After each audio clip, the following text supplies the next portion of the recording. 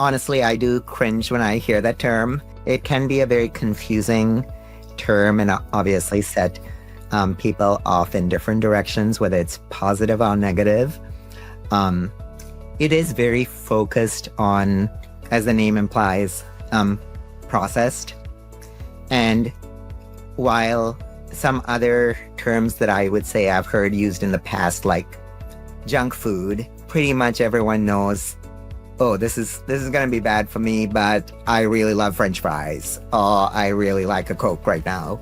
But ultra processed is a lot more, I would say, confusing, just because even in the industry, there are folks who look at it in different ways. You're listening to Food Tech Talk, Supply Chain Insights from Farm to Fork, a podcast discussing the latest trends and technologies in the food and supplements industries, brought to you by Trustwell, featuring conversations with regulatory experts, quality and safety champions, and thought leaders across the industry. I'm your host, Lydia Adams, VP of Marketing at Trustwell. If you're loving the conversation, don't forget to subscribe and stay tuned to the end of the episode where you'll hear our guests tell us their key food industry predictions for 2025. All right, let's jump right in. On today's episode of Food Tech Talk, Supply Chain Insights from Farm to Fork, we're delighted to welcome Tim Chinniah, Senior Manager of Research and Development at Medifast, a company known for its science-backed approach to metabolic health and its long clinical heritage in weight management. Over his 15 plus years at Medifast, Tim has helped shape the evolution of healthy food innovation, from product reformulation to the launch of solutions such as metabolic synchronization. He brings a rare blend of scientific rigor, practical product development experience, and a deep understanding of what consumers actually want in their journey to better health. Welcome to the show, Tim. Thanks, Lydia. Yeah, we're excited to talk about this topic. I feel like it's a huge trend in the industry right now in terms of, getting away from those processed foods. So before we get into our main topic, I'd love to kind of hear from you. I know you've spent more than a decade kind of on the R&D side of the business for health and wellness. What originally drew you to creating these types of products? And how have you gotten to where you are today? Sure. So yes, it has been quite a while in this world of health and wellness. And originally, I was just very interested in all of the different negative health consequences that were associated with food. And so when I went to college, I did a master's degree in nutrition and food science, and was fortunate enough to get in really early on in the nutraceutical world of in the food industry. And so I worked on all kinds of different products, from soups to drinks to bars in the nutraceutical world. So that was kind of my background. And I just love food in general and cooking. And so being able to use creativity and combine it with science was, I would say, the first draw. Yeah, absolutely. I think everyone in the food industry shares that love of food for sure. And, with your focus now being, more on, the healthy side of things, how do you define what is an ultra processed food? And, within that context of modern product development, how do you approach the balance of, convenience and nutritional integrity? Sure. So honestly, I do cringe when I hear that term. It can be a very confusing term and obviously set people off in different directions, whether it's positive or negative. It is very focused on, I would say, as the name implies, processed. And while some other terms that I would say I've heard used in the past, like junk food, as this overarching term that captures you kind of know what people are trying to say with that term. Pretty much everyone knows, oh, this is going to be bad for me, but I really love French fries, or I really like a Coke right now. And so, but ultra processed is a lot more, I would say, confusing, just because even in the industry, there are folks who look at it in different ways. And what started out to be wanting to categorize things based on their process and maybe the ingredients used or the number of ingredients. I've heard some definitions, right, of like capping it to, whether it's 3 ingredients or 5 ingredients, which is really not what I would say the scientific focus of nutrition is more as the nutrition label, which sadly isn't used as often as it probably should, but it basically captures the macros and, am I getting enough calories and protein and so forth. So that's why the ultra-processed term, I think, is sometimes misleading. There are some healthy foods that may have 25 ingredients in them, just like if you enjoy cooking at home, you might use a lot of different flavors and ingredients and textures to drive the finished product. If you're enjoying this episode, be sure to check out the Reconnect On-Demand Library. Every October, Trustwell brings together food industry professionals, partners, and customers for Reconnect, our annual event focused on sharing best practices, exploring emerging technology, and building stronger supply chains. Now, the full library of sessions is available on demand. From expert panels to product deep dives and industry success stories, there's something for everyone working to improve food safety, transparency, and efficiency. Head to trustwell.com/reconnect to gain access to all of this year's sessions.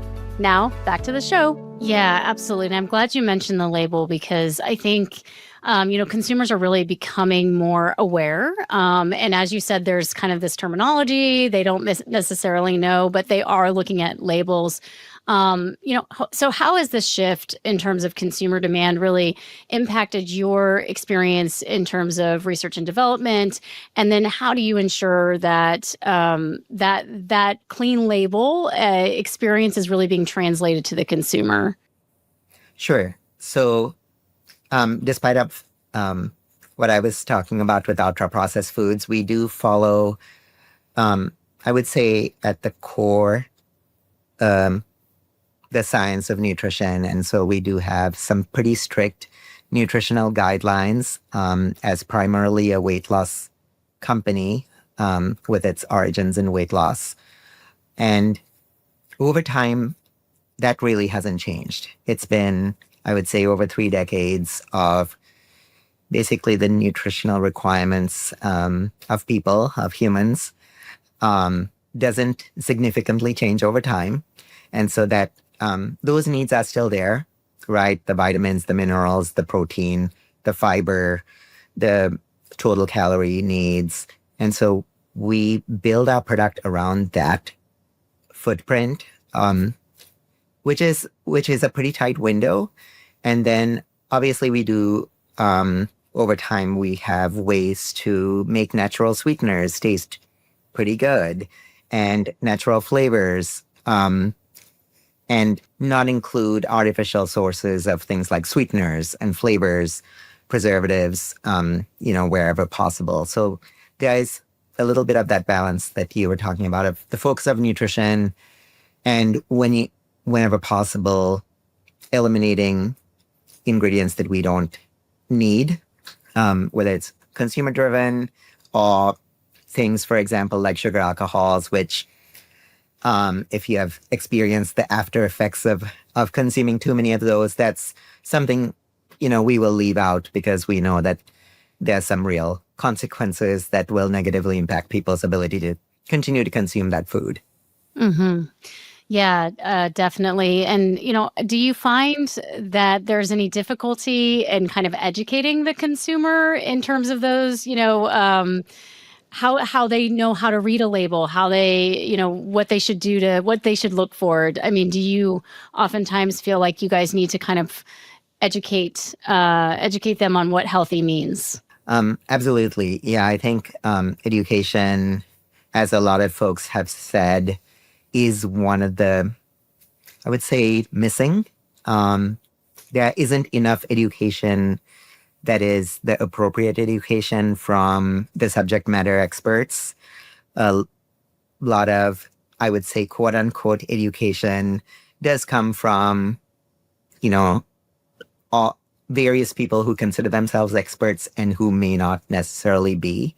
So it just might be That crazy uncle that you run into at Thanksgiving dinner who has his thoughts on something, or, whoever, is on Instagram or Facebook or whatever social media.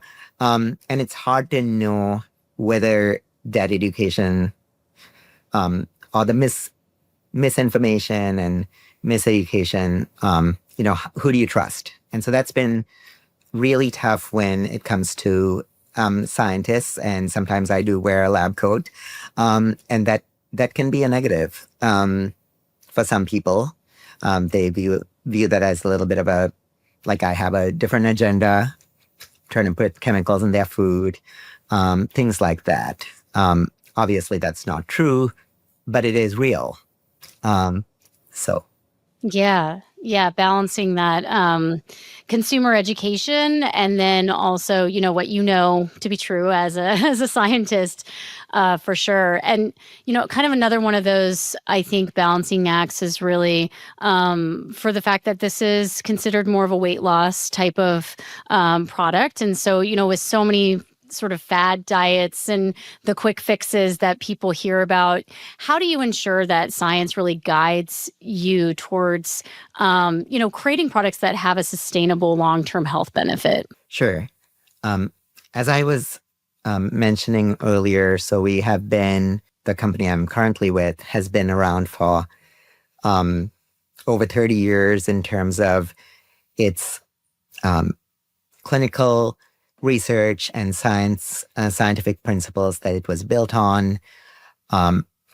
Honestly, we have not greatly changed our requirements, and kind of as a food scientist or as a food formulator, and I'm putting together a recipe, those guidelines haven't changed a lot. So I'm still, needing to kind of rely on, I would say, a very strictly science-based approach. And that's positive to me because it avoids some of the hype or fad type diets that have, there's plenty of them, and they continue to kind of cycle through, whether it's focusing, I would say, sometimes too much on one macronutrient, like I just want to get as much protein as I can stuff into my body, or I don't want to eat any sugar at all. So I think a lot of times, even though I'm using extreme examples, they've almost become mainstream and not that extreme anymore, right? So I would say the hyper focus of certain ingredients or whole categories of ingredients is usually like a little bit of a red flag for me, as we have been, historically taught to balance our nutrition and balance our macros, kind of what we would learn in a textbook. So I still focus on what I learned, but obviously we have to be mindful of what the consumer is looking for as well. Yeah, absolutely. And, over your career and, as you mentioned, Medifast being, 30-year-old company, what innovations have you seen that are really kind of helping to bridge that gap between what's feasible and what the consumer is expecting? That's going to be continuing to grow and improve on some things. So even if I, let's say, have been around for a couple of decades and made something that I really love, if someone comes along and makes it better, I think just being able to be open to change and to grow is one important thing as where I think in a cycle of like really increasing our speed to be able to respond to consumer trends, with all of the different technologies out there, that cycle is getting faster and faster. And so we can't wait for years to grow something out with all of our know-how to get it as good as we can. Sometimes it has to be does it taste good enough for someone to be able to tolerate it and be on our diet program. So for example, there's different, as you're probably aware, there's a number of vitamins and minerals that we have to incorporate to make sure that someone has all the nutrition they need in a given day. And that's a challenge because you don't want someone to be chewing through a multivitamin. They should enjoy the food that they are eating, right? And so there are encapsulation technologies, sensory science technologies that we incorporate to make sure that we are still meeting the nutritional requirements along with the sensory or the taste. And is it still a joyful experience to consume it? Mm-hmm. Yeah, that makes sense. And you mentioned trends. So I'd love to get into that a little bit more. So, what emerging trends do you see within nutrition, metabolic health, that really excite you for the future? Yes, I think the metabolic health is definitely a key area. It's, I would say, a broader, more holistic way of looking at things than just, weighing someone on a scale or measuring their waist size even. It really looks at all the different aspects of health and nutrition. And I would say this is a little bit more of a negative way of looking at it, but unfortunately a lot of foods have been associated with negative health outcomes. And so looking at how someone's sleep affected, how someone's, whether it's diabetes or various other disease conditions, how are these affected by the kinds of foods we're eating? Now, obviously, food that is not a drug can't address all of those things, but they can definitely put someone on a better path, I think, where a healthy individual is maybe less likely to be able to live a healthy life and not have to struggle with some of those outcomes. Yeah, for sure. And I think you're right. I mean, just looking into the future, it seems like it's only going to increase the just the awareness, of metabolic health. So, when you're thinking about that, how do you set priorities, within R&D to ensure that you are, kind of hitting all those marks at the same time? Yeah, that's a good question. It is quite a lot to juggle there. I'm thinking about all of the different nutritional needs and, trying to squeeze as much as we can into our products. So that has been, our product is viewed as a pretty strict weight loss program in the sense that there isn't a huge amount of, I would say, empty calories is what the term that commonly used to be used for this, right? And there's different ways people call it. I originally started with talking about junk food versus, the different labels that people attach. But being able to have everything that we need condensed into like a meal replacement type program is very challenging. And so one of the ways I would say we do that is by adding variety so that we have a lot of different kinds of choices on a spectrum of, let's say, the quickest being just a ready-to-eat product. Like if you're on the road, you're traveling, and that's the best choice you have at that moment, on that day or at that meal. We also have products that require some prep, or even ones that, a consumer would just go to the grocery store armed with what they need to get to make that a healthy meal. And so I think the variety is very important, and also going back to, I think, what we started with, the joy of food. I think that's a very important piece of having a good relationship with food, is being able to enjoy it. And so if you can enjoy it in your own kitchen or prepping it on your own, that's the ideal. Mm-hmm. Yeah, definitely. And you mentioned this earlier, but I would imagine that the taste, and the texture might seem, counter to the actual nutrition. So when you're looking at how to ensure that people really do enjoy it, what's your go-to, and how do you make sure that it's something that people want to eat? Sure.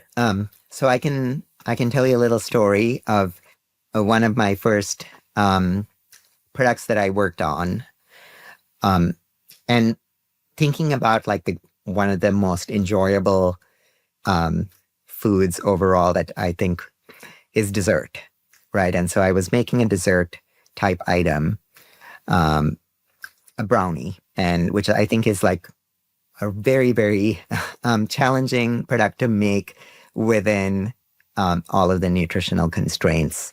And so I actually started with just a mainstream, very popular chef's recipe. I think if you don't know the gold standard, basically, yeah, you're not going to find success. So that's kind of where I started, and then just kind of systematically, added in the fiber, added in the protein, added in the various nutrients that we need to add in there. I'm sorry to say out loud to the world here that a brownie does not contain all the nutrients that a growing body needs. But anyway, yeah, and I think we did achieve not 100% match to the gold standard brownie that a famous chef would have made, but something that was enjoyable. I would say enjoyable enough that someone could use that to replace the real deal brownie that they might have been craving. Yeah, no, that's really cool that you kind of start with that. Here's what people expect or want it to taste like, and then how can we, make it healthful? I think that's awesome. So, and I bring this up in a lot of interviews because I just think it's the future, right? But when you think about AI and maybe predictive modeling, how does that really play into the R&D, the product development life cycle? Sure. So I'll be fully transparent. There is a lot there that I don't know, and obviously, I'm sure that there are a handful of folks who are much more well versed in this than I am. But I think just being open and acknowledging that this is definitely where we are going, and it's coming faster than I can possibly imagine, and being able to be open and utilizing that. And I feel like in some ways it raises up some of these silos that might have been built around. I may not have talked to a tech guy at our company except when I needed my computer fixed. And now we are co-developing together. And so it's an exciting, but I would say it'll be challenging in terms of the fastest folks who adapt to these and basically get on board. It's not really an option anymore. Yeah, and I think you're right in terms of, balancing, the use of a technology like that, and then also, what and so yeah, I think that's absolutely right. And, you mentioned silos too. So, I've thought about this a lot. So looking into the future, how do you see that collaboration between, let's say R&D, regulatory, technology, like the other departments within a food company? How are they going to have to really come together in order to meet these consumer demands? Right. I think it definitely starts at the very earliest stages, maybe even like the zero stage, as people put it. For me to have a very, I would say, a more tried and true approach of, okay, the product development team comes up with a concept, it goes through, or maybe marketing comes up with a concept, it goes through me making a prototype and seeing if legal and regulatory, are able to sign off on this before we go to the manufacturer and so forth, and costing. But I feel like all of this has to happen all in one room, so to speak. Maybe it's a digital room. But yeah, I think that cannot be overstated, of just being able to truly all innovate together rather than me building my piece and bringing it to the next room. Yeah, no, I totally agree with that. And, when we talked about even like the speed to market, for example, it seems like everybody being on the same page from the zero, as you said, at the very beginning would also, speed up that process, just working all together. So, yeah, completely agree with you.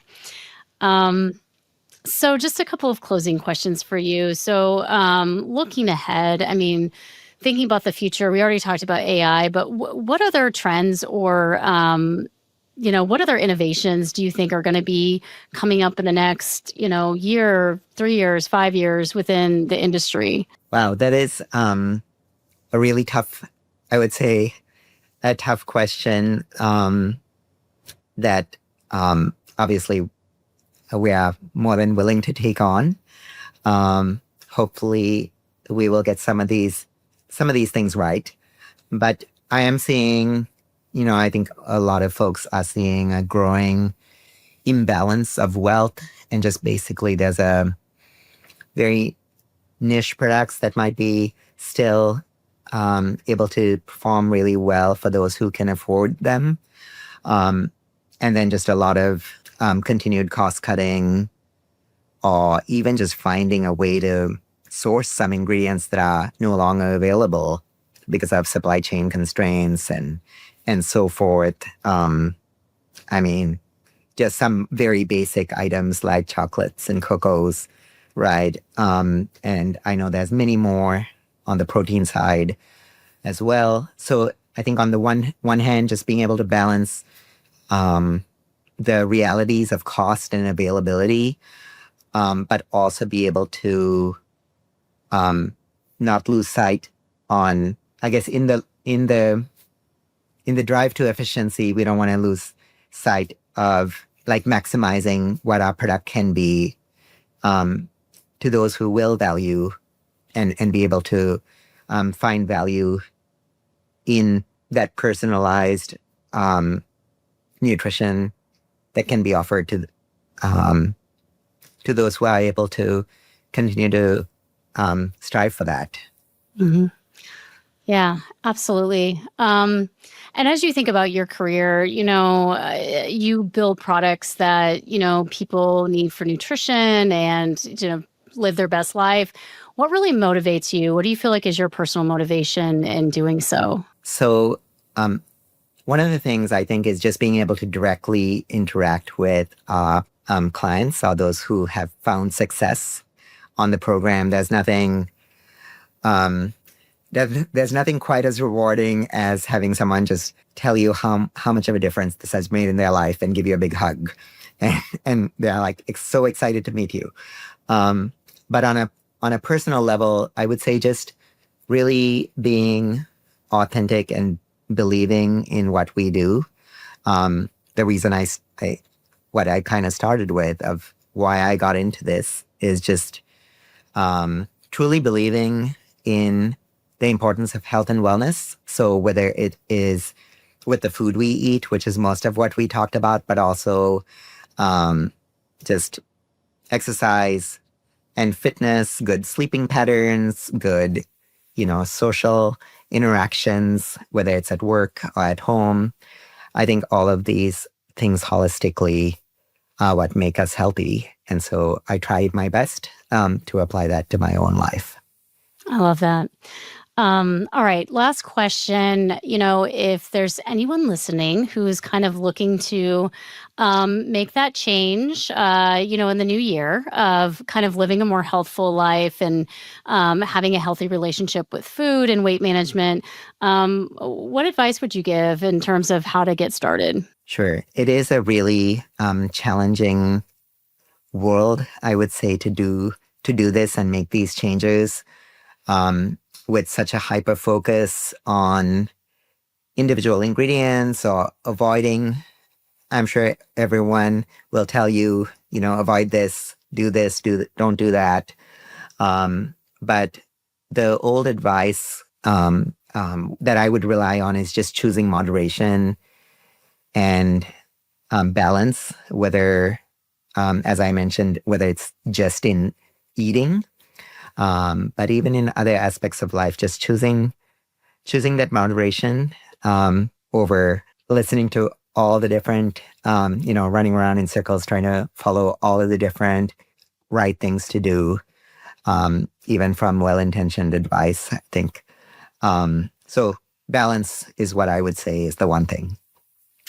Yeah, I feel like this entire episode has been about balance. So I think that's a perfect note to end on. So thanks so much for joining us, Tim. Really appreciate all your insights today. Thanks so much, Lydia. Yeah, and to our listeners, thanks for joining as well. And we'll see you on the next episode of Food Tech Talk. Thank you for joining us for another bite-sized nugget of Food Tech Talk, supply chain insights from farm to fork. Make sure to subscribe. And if you love the podcast, leave us a review on Apple Podcasts, YouTube Music, Spotify, or wherever you get your podcasts. To learn more about Trustwell and request your free demo of our technology platform that connects food formulation, products, nutrition analysis, and compliant labeling with traceability, recall readiness, and supply chain transparency, please visit us at www.trustwell.com and click Get Started or click the link in the show notes to learn more. Thanks for listening.